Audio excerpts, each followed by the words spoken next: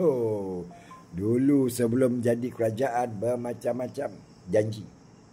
Nak menjimatkan duit lah, nak mengurangkan hutang lah, nak menghapuskan tol lah, nak menghapuskan PTPTN lah, nak turunkan minyak lah, nak turunkan barang-barangan makanan lah, nak kekalkan subsidi lah, subsidi harus ditambah lah. Kan? Keuntungan Petronas untuk rakyat lah, nak bina perumahan untuk rakyat yang susah lah. Macam-macam. Nak bagi pendidikan percuma kepada pelajar-pelajar lah. Macam-macam. Sekarang apa sudah jadi setelah menjadi kerajaan? Ya. Setelah jadi kerajaan, apa yang berlaku?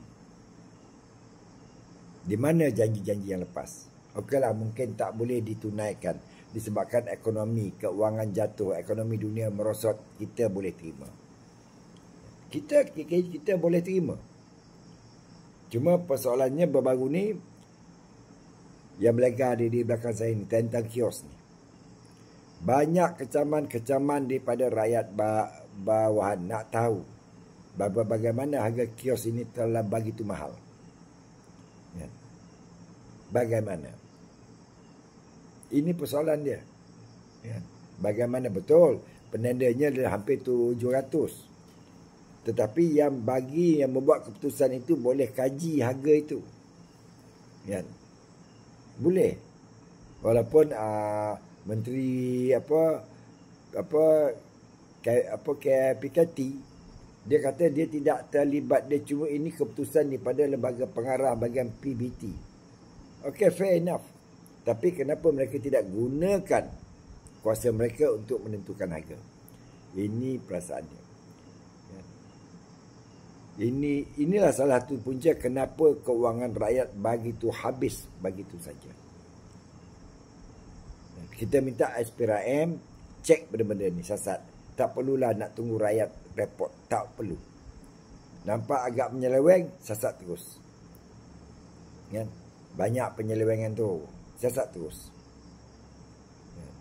Ini amat malang lah. Sebagai rakyat Malaysia, kita wajib tahu. Kita wajib tahu apa yang berlaku. Sekarang ini zaman maklumat di hujung jari. Tak boleh nak tutup dah. Kan?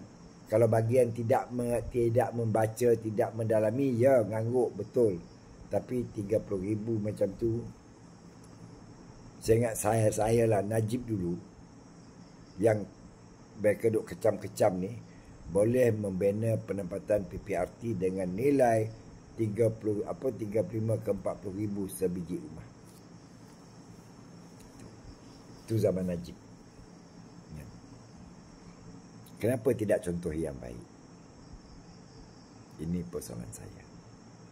Ya. Kesilapan Najib kerana terlalu mendengar orang keliling dia. Kita tak nak Datuk Seri Anwar Ibrahim jatuh kerana disebabkan sedemikian. Selamat malam Datuk Seri.